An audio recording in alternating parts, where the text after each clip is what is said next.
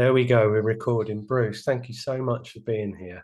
Oh, thank you, Leon, for inviting me. I always enjoy talking about the course, and you picked one of my favorite lessons to talk about, and so looking forward to this. Yeah, Excellent. yeah. So I found it interesting that we have both been set on our way, in a sense, by our mum's books collections.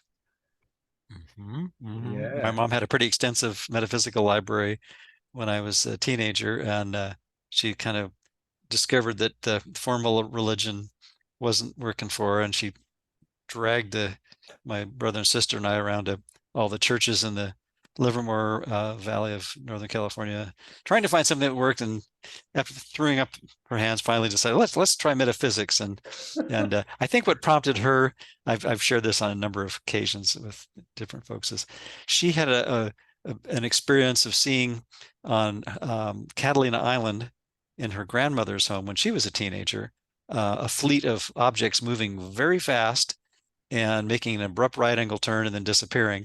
And she said it was a hallucination. It was a mass hallucination because all the heads on the beach were tracking in her peripheral vision.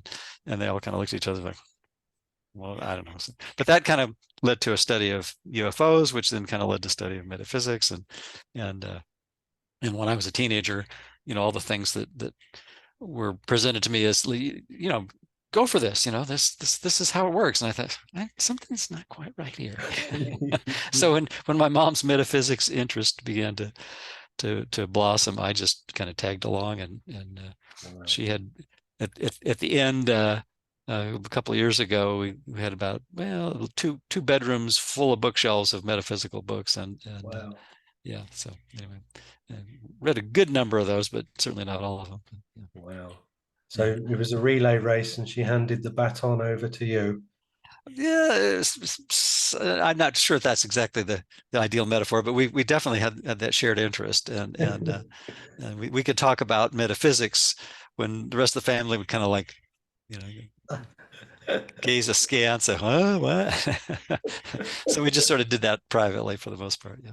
Amazing. So how did the course come into the mix for you?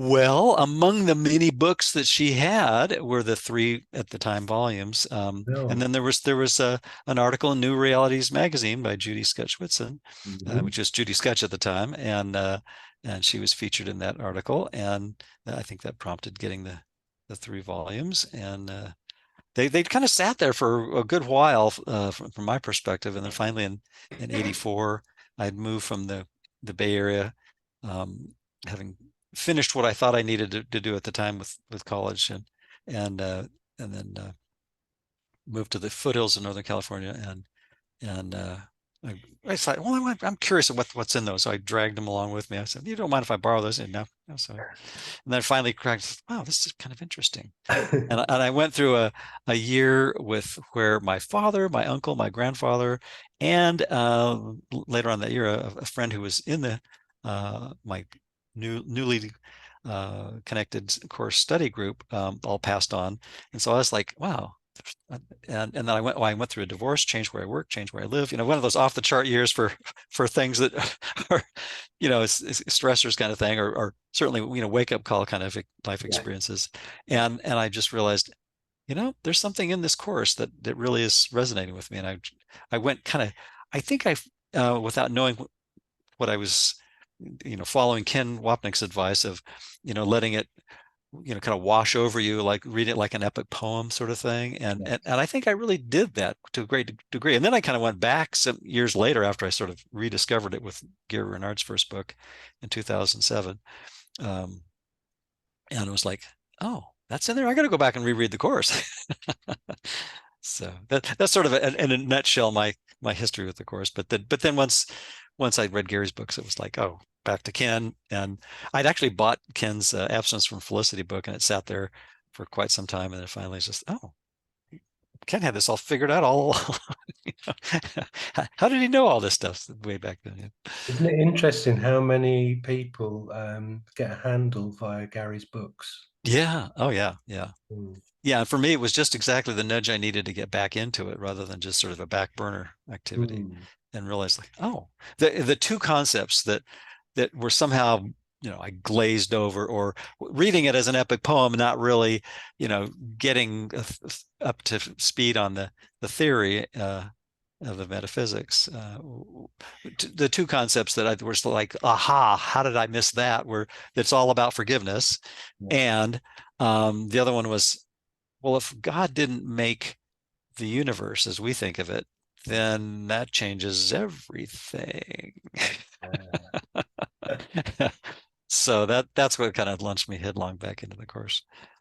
It's lovely how it frees us from old kind of antiquated models, doesn't it? Yeah, yeah, yeah, Despite using the traditional Trinitarian Christian model that we know as well, and presenting yeah. it in a way where we can look at it in 2023 Yes, yes. and relate to it. Yeah, yeah. I think I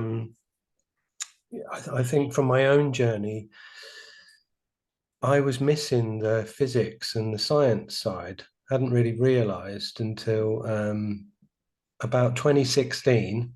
My brother had seen the film Interstellar, Yeah. and he mentioned to me what I later learnt to be one of the principles of relativity of someone's on a planet and 7 years on that planet is 1 hour on that planet is 7 years on Earth because of the Mhm. position of the planet and because of being warped space-time. And Mhm. that just stopped me in my tracks. It was so arresting. And I was like, excuse me, what was that? And he's like, yeah. Mhm.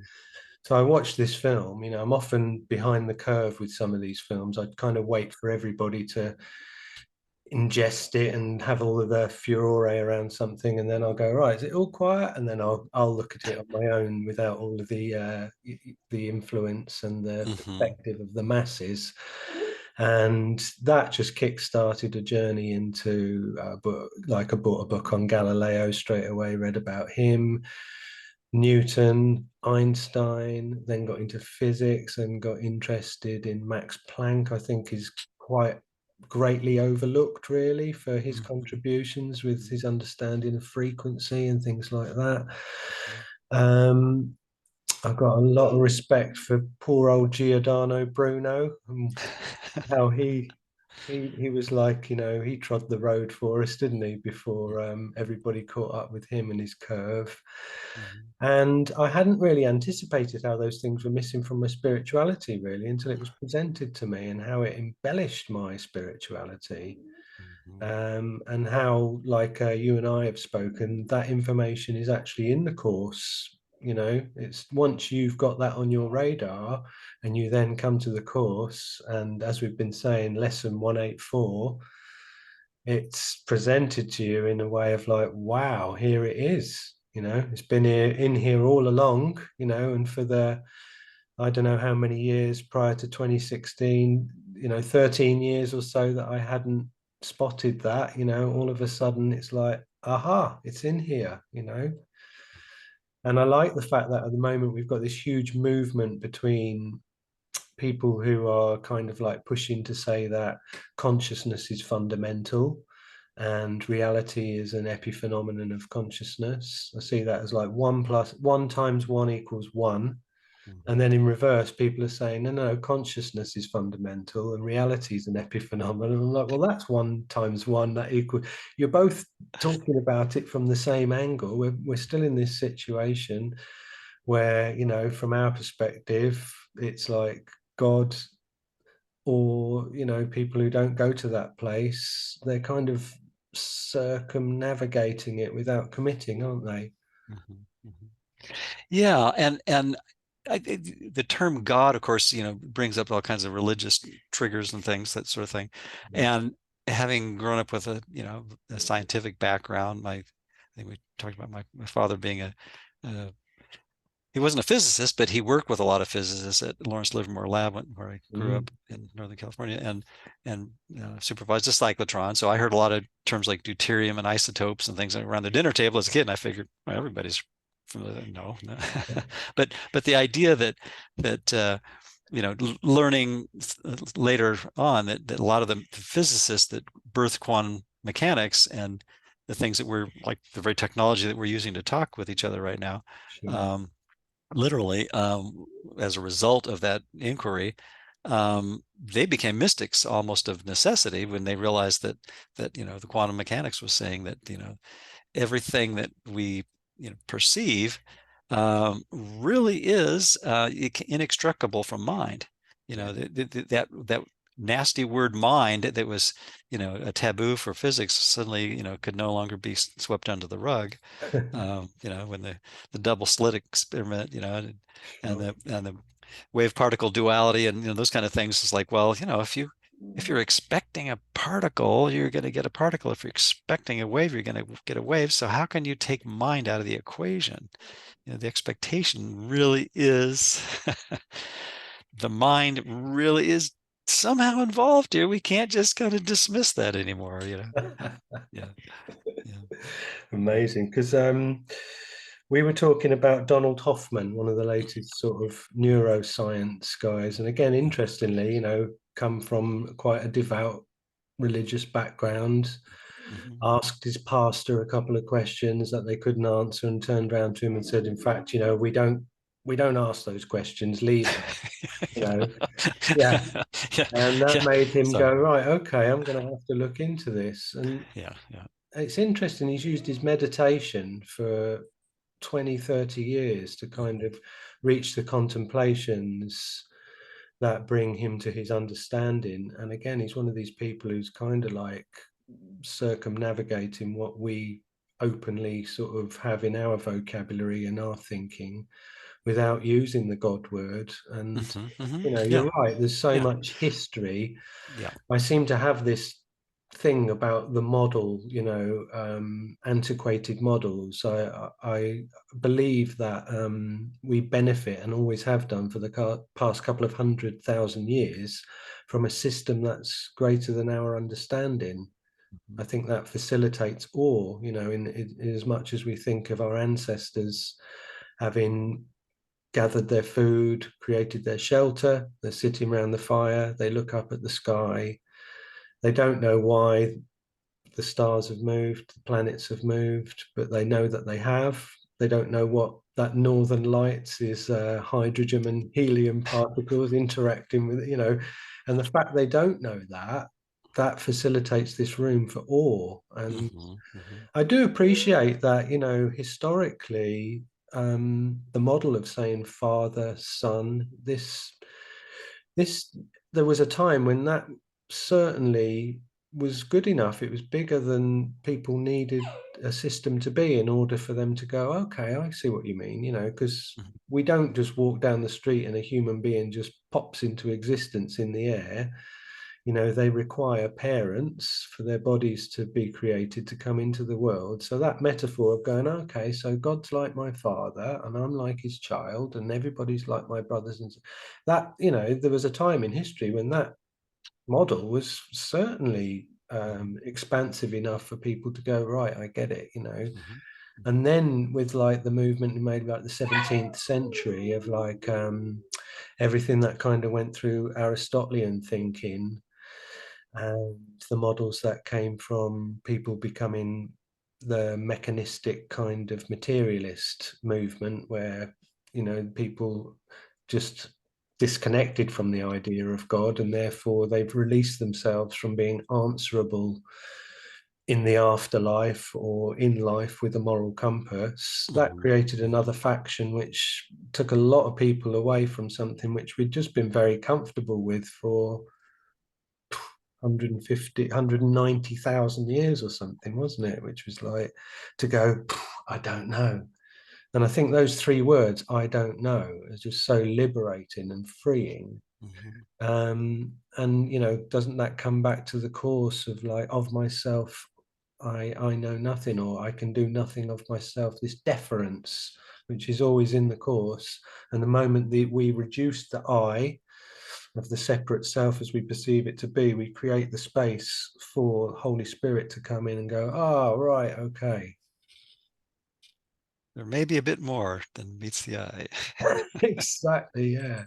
Yeah, when you were talking about God, all the connotations and connections we have with that word, I was reflecting on how the Course very graciously says, you don't have to believe in God. You don't have to believe in anything. If you really want to give this curriculum a go, just try it. Just Mhm. be scientific about it. See if it works for you. You Mm. know, Yeah. use your own evaluation with the criteria being peacefulness, and just see, Mm. are you more peaceful trying a thought Okay. system that's based on the idea of separation and duality, or does it actually seem to benefit you by questioning that and being willing to bring all those thoughts to the altar of the mind with what the course calls Holy Spirit, and just say, gee, let's look at this with a broader perspective. Mm. One might say, divine scientific inquiry, and just say, what of my interpretations may not be correct. My little myopic pinhole camera Yeah. view of the universe, Yeah. um, just what if that's way too limiting? And I find it really helpful to think, my individual self is like, um, that I made up from the course's perspective, Yeah. is like a water molecule that says, nope, I'm independent of the ocean. I've got my own little principality here, my own little you know uh, what's the word I'm looking for? Sovereign nation, that's independent of anything the ocean has to offer. I don't really need that anymore. Well, maybe a few other adjacent molecules would be nice in here and there, but for the most part, the rest of the ocean I can kind of dismiss out of hand and just say, I'm good. I'm independent. Thank you very much. Go away, the rest of the ocean. And that isolation doesn't work very well. Well, interestingly, we moved from Oregon to Arizona, my wife and I, just not quite 3 weeks ago. Yeah. And I'm recalling a previous trip where we went to the, um, oh, what's the name of it called? There's a not Earthship, but there's another thing, but a biosphere. There's a place called the Biosphere, Hmm. where they had made this gallant attempt to try to make a completely self-enclosed, environment, and quickly discovered that it wasn't that easy, because the interconnection with everything else, even on the level of form, it's fraught with difficulty trying to say, with that John Wayne attitude, I'll do it myself. Like, I don't need anyone else's help. Thank you very much. It's like, well, no, we all need each other. We all intrinsically need, not in a dependent way, but in a truly interdependent way. Um, and that's I think a reflection of the total dependence that the course suggests that we have on, what do you want to call it, a higher wisdom, or Holy Spirit, or our inner kindness teacher, or whatever you want to call it, that kind of sees us through the craziness of thinking with our little tiny 3 or 4 pixel view of the world, that we could get the big picture about anything. Yeah. Yeah. Amazing. So then the whole notion of us being able to exist separate from the whole, just being exposed as deeply flawed, really, and Yeah. impossible, Yeah. probably as well. Well, not Exactly. probably, impossible. Yeah. Well, even modern physics says, that an electron in my pinky finger might be, not probably, but possibly it could be in your earlobe, a split second from now, and then back to my finger. It's like, well, how do we account for that in a worldview that says that everything is a discrete object? It's like, well, no, there's really just one thing appearing as a whole lot of different things, which kind of ties into that. Maybe we should read some of that lesson 184, because I think it fits in nicely. Yeah, How's that definitely. sound? Let's have a look. Have you got it in front of you? I do. I've got it on the web edition in front of me, as well as Yeah. in my book. Yeah, I'm a big fan of what Foundation for Inner Peace did this last couple of years with the online edition.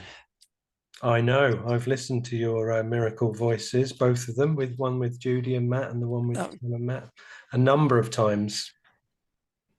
So yeah, I know about your love for the and involvement as well, isn't it? well, I helped him with the Help. website a few Yeah. years ago, and Yeah. but the real nuts and bolts work in terms of the programming. A tip of the hat goes to Felix Alcala of Munich, Germany, who's Yes. the the genius that put together the online version, as well as the wonderful little ticker tape programming on the main website that Mm. you can. I did come up with the alliteration for that though, which is they still have their is tap the ticker tape text to take today's tutorial. So Peter Piper picked a peck of what? Sorry. something like that. Yeah, exactly. Yeah, yeah. It should Amazing. be less than, but I thought tutorial was close enough. Yeah, Yeah.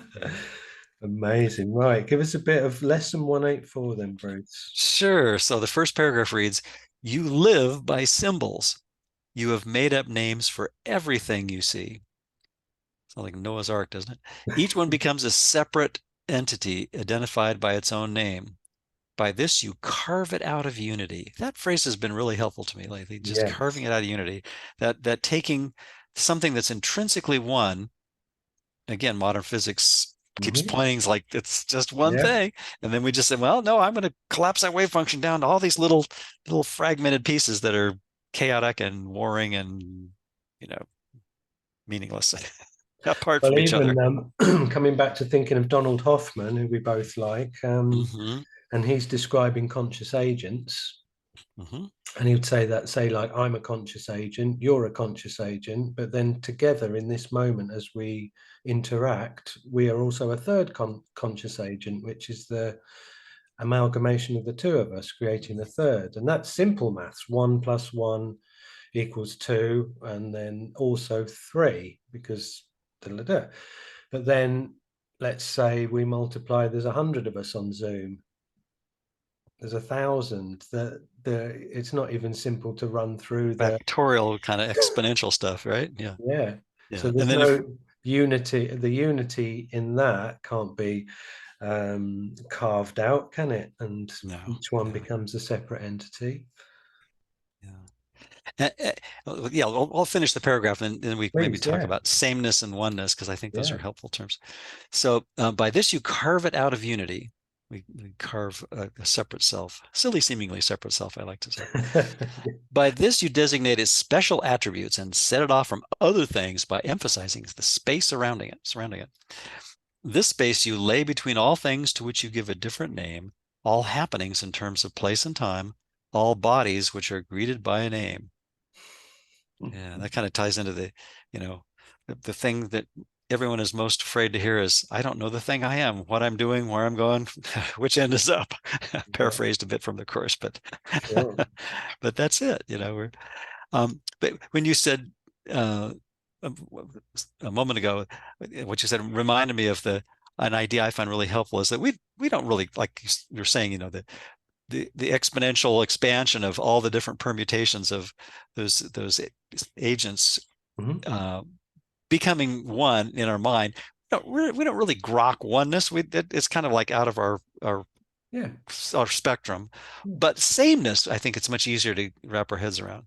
that's And the interesting. sameness, I think, is like, and I'm going to as quote or paraphrase at least I believe one of our favorite authors, Ken Wapnick, Yeah. and who says, that if we can remember that we all have the same decision-making faculty Mm. that chooses between the Holy Spirit, as the Course would call it, and the ego, as the Course would call it, Mhm.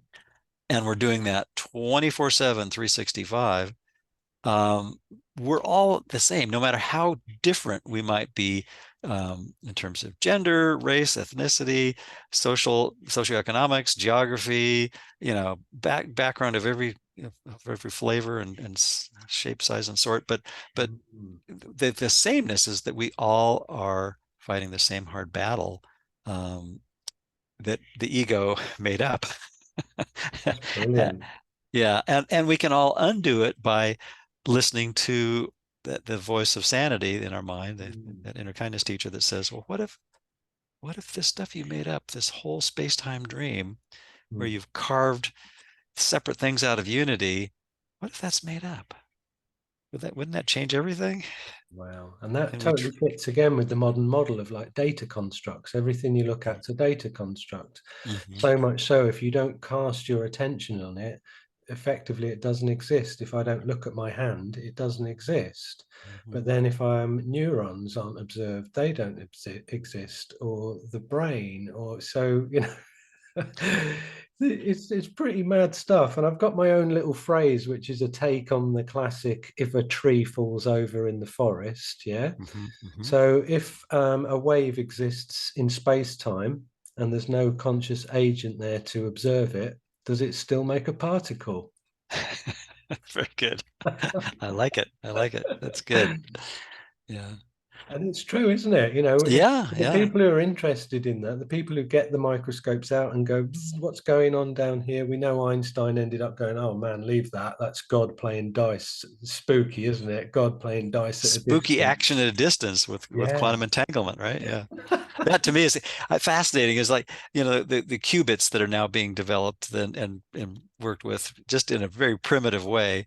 I think it's just such a great example, getting back to the physics of how, we're using our little tinker toy technology to attempt to replicate what our minds have been capable of, you know, since day one of the dream, and prior to that too. And the quantum entanglement idea is just like, if you take, one electron and entangle it with another electron, and the spins are, instantaneously change, um, even if they're a foot apart or a galaxy apart. It's like you change the spin of one, that it instantaneously changes a galaxy away. It's like, wow, how does that work? Well, Wow. if space and time are made up, then that's not so much of a stretch, is it? That's Because, maybe your sameness theory again applied on that level. yeah. I got a Donald Hoffman quote that I wrote down that I read this morning in one of his tweets. It says, "Evolution shapes sensory systems to guide adaptive behavior. It does not, in addition, shape sensory systems to reveal truths about the structure of objective reality, whatever that reality might be." And I was like, well, that's pretty amazing, isn't it? We're Yeah. evolutionary motivations of how our sensory systems are being adapted to move forward have nothing to do with our capacity to grasp objective reality, whatever that is. And we get into quantitative and qualitative properties, like the color red always comes to mind, doesn't exist. These things don't exist. Mhm. And our capacity to see whatever's going on in that spectrum is so minute, isn't it? Yeah. Yeah. It's staggering when we realize how little, we have in terms of, that window on even on the material level. Mhm. We see about 1 octave of light out of who knows how many, beyond Yeah. our capacity to measure, above and below, above cosmic frequencies and below, you know, the low radio frequencies. And Mhm. then, we hear 10 octaves out of how many, you know, God. and then, if we take care of our bodies, we maybe, live a century out of, this vast expanse of the dream of time, as the course points out, and the dream of Yeah. space, a meter or two of of space. And it's like, it's got a pretty minuscule perspective on things, and we I think hope we our egos aren't listening to all this. well, if they're not already ruffled, they will be, right? So, Yeah. so, so, so preemptive alert, so not to get blindsided. And the course points that out too, is that, we, we go from suspiciousness to viciousness when our egos are attacked, and we can, not be blindsided if we just kind of notice that that's what egos do. They don't Mm. want to give up, uh, a separate self without a fight. But that's the very. But yesterday in another, study group I attended, we were reading the first part of chapter 30 in the text, which is, the rules for decision. Mhm. And there's a line in there that I think is just so potent, and so, it takes such a tremendous amount of practice to be gentle and patient with ourselves to apply, and that is, Mm. do not fight yourself. Wow. Yeah, because it's like the instant I've picked up the sword, metaphorically, Mhm. what do swords do? They cut, Mm. slice, dice, cut, carve, hack you, and make duality more dual in our dreams, right? Yeah. And spelled dual, also Duel. Exactly. Yeah, exactly. A dual. A dueling duality. Exactly. Yeah, it's pretty Amazing. crazy, isn't it? And you mentioned Max Planck, and Yeah. some years ago we had my wife and I had a group called New Frontiers of the Gold Country in Northern California. We had a series of monthly speakers that come through. There was a lady named Robin McWayne, and she introduced me to two things that Max Planck was credited for, and that's the Planck time constant and the Planck space constant. Mm. The space constant, I think, is like 10 to the minus 33 centimeters or something like incredibly very fine, Yeah. much smaller than any gnat's eyebrow, right? And then the time constant is 10 to the minus 44th second, some in that ballpark, Yeah. which is like an unimaginably fast stroboscopic, rate. But what she shared with the audience that evening that she gave her presentation was that um, from what she could tell, modern physics suggests that the universe essentially winks out of existence and then springs back into full manifestation Yeah. um, as we think of it, collapsing the wave function and then going back to the void, if you will, 10 to the 44th times per second. That's a pretty fast stroboscopic holographic hallucination, isn't it? Oh my God. That's made me think I get a lot of inspiration in the night and I have to get up and write stuff down. And as a Hmm. musician, I get lyrics and melodies. And last night, in anticipation of speaking to your good self, I found myself getting up at 4:30 in the morning and I needed to write down about what came to mind of the inevitability of extension and infinity as potential. So, with infinity being potential, the potential for anything to happen, I often like to say to somebody, if I gave you a deck of cards from the factory, you opened it and you laid all 52 cards out, and then I said to you, right, now you've got 5 attempts to shuffle the pack and for that to happen again in that sequence. Okay, you've got 100 attempts, you've got 1,000, you've got 1,000,000 attempts. At what point you're going to see that sequence again? The numbers have to be pretty high. But if I said you've got an infinite number of attempts, then you are going to see that sequence again, not only once, but an infinite amount of times, because that's kind of like the lack of parameters to infinity. So infinity becomes potential. And Hmm. our localized points of like discrete kind of points of energy and consciousness that we believe exist within the one mind, they're they're all going to end up in one point. It's like the Bhagavad Gita likes to say the universe is having an out breath as everything expands, and God's having an out breath as the universe expands and then comes back in this expansion and contraction. And Sir Roger Penrose, another brilliant mind, he says the only thing in the universe which is a clock as such is mass, even though we know mass doesn't actually exist once you break it right down. Hmm. But in terms of the arrow of time, that shows you something's in entropy, something is decaying. Mass is what says, well, that was in that condition and now it's deteriorating. But if there's no mass, if there's a photon which has got no mass, and that's photon is sitting just after the Big Bang, 13.8 billion years ago, or 100 billion years in the future, that photon doesn't know what the time it's got no way of showing where it is in the sequence of infinity Hmm. because it's got no mass, it's got no clock, it's got no form of deterioration. And in a sense, that sort of put into my mind the inevitability of the extension of love, of just reaching every apparent localized discrete point at when it will, and it comes back to the great thing of Jesus just going, I'm here. If you're ready, great. If you're not, I'll wait till you are. Yep, exactly. Infinite patience for immediate results, right? What that word inevitability is a favorite word too, because I think before I encountered the course, I always kind of had like a sense of foreboding and uneasiness and anxiety about inevitability because it's sort of by default, if we're identified with our egos, that is a fearful term. Mm. Because it kind of presupposes, well, I'm identified with a body, and therefore, sooner or later, this material form is not going to be that great to inhabit. And just throw another century on it, and most people say, no, get me out of here, right?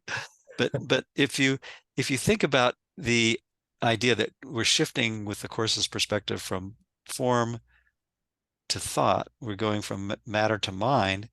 If I'm identified with mind and mind is eternal, then the inevitability really, as you said, instead of projection, it becomes extension. Mhm. Going from the ego's perspective, the Holy Spirit's perspective. So it's the inevitability of complete and total inner comfort, inner peace, Wow. and that is something that I found when I first read the course. It was like, wow, that changes everything. Yeah. Because I remember reading about the difference between sin and error in the text. I was up backpacking in a book that looks like the one you showed me that's all taped up.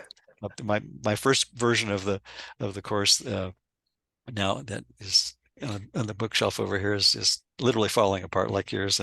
But at the time I was backpacking in the high Sierras in Northern California, and I was reading the section on sin versus error, and it's like,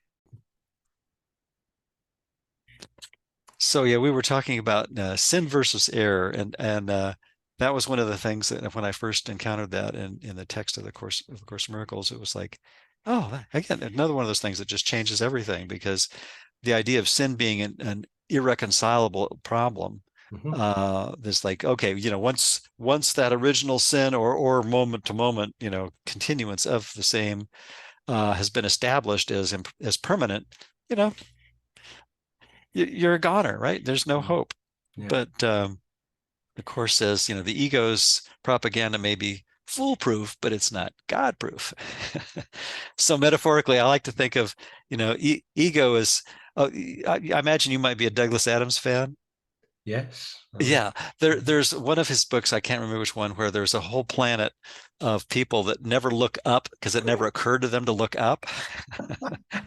And so the UFOs in on their world, it had no problem just surveilling this planet for centuries or millennia because nobody bothered to look up to notice they were there. Um, but I think that's kind of like the metaphoric equivalent to the ego strategy. As long as we're focused on this horizontal plane mm. of countless choices among meaningless alternatives, Mhm. all of which are establishing the separation, aka sin, aka substitution, aka specialness, as real. Mm. I kind of use those three words as my expansion for the word sin: Yeah. separations, specialness, and substitution. Um, if as long as we don't question that premise, then we're kind of like the people on that planet that just don't look up. But Holy Spirit says, try this. Oh yeah. There's a vertical dimension here I'd never noticed. And Jesus metaphorically is hovering there in his infinite energy helicopter with the rope ladder saying, yeah, climb on up whenever you're ready. Yeah. Amazing. Or another one is he's kind of on Mount Everest in a climate controlled escalator saying, yeah, yeah, yeah, come join me. And just sitting with pitons, carabiners, and ropes and all this gear. I've got this climate controlled escalator. I'll take you to the top. I'd like to see like a Japanese game show-esque kind of scenario where every time you seek outside yourself, you've got some little device on you that gives you a little mild electric shock. I think we already have that. Go I on. think that's the guilt pain mechanism. Okay. I think that's whenever we choose to believe that my way is better than the infinite's peace that is waiting for us. We get a little twinge of guilt, a little twinge of discomfort, and but it's all self-inflicted. Mm. And I think that's the Holy Spirit's job is basically just wait patiently until we discover for ourselves with enough practice that every time we choose that belief in separation, we're not happy, we're not Yeah. peaceful. And eventually that feedback accumulates and becomes the motivation to Mhm. choose a different teacher. Absolutely. It reminds me of what you were saying earlier about, it's just the concept of God doesn't even need to be involved. It's like, just try this book. I mean, look at Helen and Bill, it's Hmm. like, just Oh try yeah. it, you know, They it's they like, drew the blinds and locked the door because they were treading on territory that would not have fit well with their colleagues. It's like, what is this non-dual metaphysics stuff you're dealing with here? And even though they were in uh, the halls of academia, thoroughly entrenched in that the psychological realm, but it wasn't acceptable to be talking about something beyond the scope of what we normally yeah, the mechanics. consider reality, right? Yeah, Mhm. yeah. But again, because Jesus says this talks to your mind, it doesn't matter whether you believe it. And I love that about the lessons. It says, it doesn't matter if you believe this, just try it, just put it into practice. And sure enough, the peace that comes from applying the workbook it's so self-evident, isn't it? You know, Mhm. and in not a great amount of time, as it's not, Yeah. we're not talking decades and decades of application. You actually apply the workbook properly, take it all on board, and then all of those thoughts are swirling around in your mind. They're all waiting as almost like a tennis racket. They've got 365 tennis rackets at hand, ready to fire whatever the ego sends across the net at you. That's true. And you can counter it with truth and reality that is rested upon with the peace of God. And we rest in God, as we know, and God's in everything we see. And we are the Holy Son of God Himself. And as many as you can just recount that just come into mind, Mhm. all from that beautiful workbook, that He's Yeah. going, you don't even need to believe in this, you know, Just give it just a go. apply it. And Yeah. but and the whole thing again, God's will doesn't oppose. So He's just sitting there going, you ready? Oh, you're not ready? Okay. Time doesn't exist anyway. The intervals of time, illusory, linear times, like The resistance is over, in truth. resistance is futile. Exactly. Or feudal. I detect you like wordplay, right? Yeah. Yeah. So I saw an interesting article, or read an interesting article by Robert Perry a little while ago, talking about the notion of being a course purist. So I'd spent like 2 or 3 years, like I said, amassing information outside of my course study, such as the physics and science and neuroscience, Carl Jung, loads of different stuff. And I was kind of Mhm. like just dining on all of these different subjects Mhm. with a view to like not always retaining it. I'm quite lucky that with my work, I can do it almost as autopilot. So I'll spend 5 or 6 hours a day listening to course material now. Once Robert Perry put this idea in my head of being a purist, because with the freedom and the relaxation of the way Jesus speaks to us and goes, dude, yeah, check that out, have a look at that, do this, do that. It's so undogmatic, which I just absolutely love. Mhm. And we live in this kind of, like my wife and I talk about, it's probably the first age where people can openly express the fact that they have a belief system which is an amalgamation of many different systems. Or Mhm. and we historically we know that people were burnt at the stake for complying, and to go back Yeah, to yeah, yeah, yeah. Not long Giordano. ago. Yeah, I mean, to go back to Bruno, poor little people who don't know about Giordano Bruno, he suggested that there might be life on another planet, didn't he? And as a consequence of that suggestion, he was eventually captured and incarcerated in a Mhm. 6 foot by 6 foot rat infested cell. They kept him for 7 years until eventually they brought him out onto the plaza, Mhm. roasted him on the stake, and then they ground his bones into dust. Such was the A threat. little bit of a drama there. Yeah. Yeah, because he Wow. made this Wow. suggestion Yeah, yeah. that there might be life on another planet. And There from might the even be point life on this one, as far as we know. and from the point of view of the people who wanted to control him, it's like, well, how can Jesus be the one way to God on Yeah. a planet that's in a galaxy that's 1 billion miles away? So they couldn't accept or even go near that thinking. Whereas in the Mhm. course, we Mhm. know it's like, yeah, look at this, look at that, it doesn't matter, and I enjoyed that freedom. And interestingly, I'd taken this information thinking, probably not going to retain a lot of this, but it's great listening at the time. You end up with little snippets.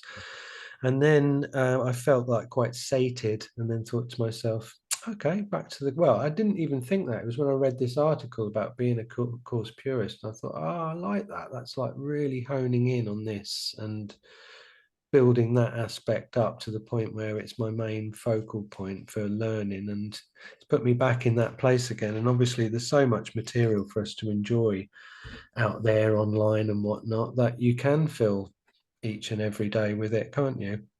Oh yes. But the voice of experience talking to you Easily, there. easily, yeah. Yeah, I try to immerse myself in it. And I find that, I'm a big fan, in addition to Kenneth Wapnick, Gary Renard's work and Mhm. his teachers, and their emphasis is, repetition not isn't more than just a good idea. It's essential. We really Mm. have to keep bringing right-minded ideas Mhm. into awareness in order to make them stick. It's that practice, and tying into something that Judy Scudschwitz had said a couple of years ago, that really stuck with me. And she was talking to a course student who was also an Olympic athlete, and her comment was, the course is really Olympic level mind training. I know. And Yeah. I think that's just such a great metaphor too, because it's, Yeah. we're, if you go out and do some athletic thing, as a hobbyist, or whatever you do, in a hobbyist level, it's like, well, you get that level of performance, and Based on what you've put in. based on what you put into it. Yeah. Yeah, and it's a and, simple and equation. it really is. It's a very straightforward equation, like As you a say. musician, I like to say refinement through repetition. Yeah, So yeah. if I've come up with a song, a riff or whatnot, I will play it and play it and play it and play it until my awareness isn't required to watch what my hands are doing. And then my Mhm. awareness can exist above the battleground of the Yeah, fretboard of the guitar. exactly. And then it's open to hear what we call the top line. So the guitar line might be a substrate, it might be like a foundation emotional setting for then some lyrics to be put upon. So once you've refined the riff through repetition and you play it on autopilot, then it frees up your awareness to go to I normally start to hear like, and then I'll frame together a melody. And Hmm. initially that melody will be gobbledygook, it'll be gibberish, it could be anything, it could be I'm looking at Bruce on the screen, and then I'll use that to craft and shape the melody. Hmm. And once it's all in existence, then I'll discard those first words that help me to shape it and replace them with words that fit the feeling of the music. And I've also got the right amount of syllables to be, and sort of The craft meter. it like Yeah, that. But yeah, that's all based on the same principle of refinement through repetition, just over and over and over, yeah. and putting in what you want back from it. Equally, I could play that riff once and go, okay, that's good enough, and it won't take me to that place where something bursts and stuff floods in. Hmm. Exactly. I was thinking about, so many other great musicians, both in popular and classical genres. And one that comes to mind is, I watched a documentary not too long ago about Brian Wilson of the Beach Boys, and the pains that he took putting together the Good Vibrations song. And fortunately, the musicians that were the studio musicians, as well as his companions, were patient enough to persist with it. And what an amazing song, and but it's that kind of persistence and practice that gets us out of the hell we made, by following the inner GPS, if you will, or inner kindness teacher. I like to think of the practicing too as just noticing when we're not at peace, and Mm, just moment to moment to moment, kind of like what you're doing with your music, and just mhm, continually refining, and just mhm, saying, is this really completely peaceful? Well, mm, if it's not, then it's like, okay, well, let's mhm, rework until we've filtered out, or um, you know eliminated the chaff from mhm. the wheat of the the real substance. And also, And because that makes me think about, something that's cropped up a few times is the fact that the course tells us there's no degrees, there's no small yeah, upsets. So the right, big right, stuff's the little stuff, and the little stuff's the big stuff. And exactly. once you've got your huge stuff out of the way, and then it's time to sort of get the microscope out and get onto the subatomic hidden stuff down Yeah, there, yeah, that's still affecting your piece, whether yep, yep. and it needs to go. And luckily, we've got a system, as you say, if we apply it and through repetition work on ourselves, put it into practice, somebody outside of the dream has given us this means to dust off the interference and go, no, no, no, no, no. Sack all that off. The love of God's waiting for you underneath all of that. Hmm. Hmm.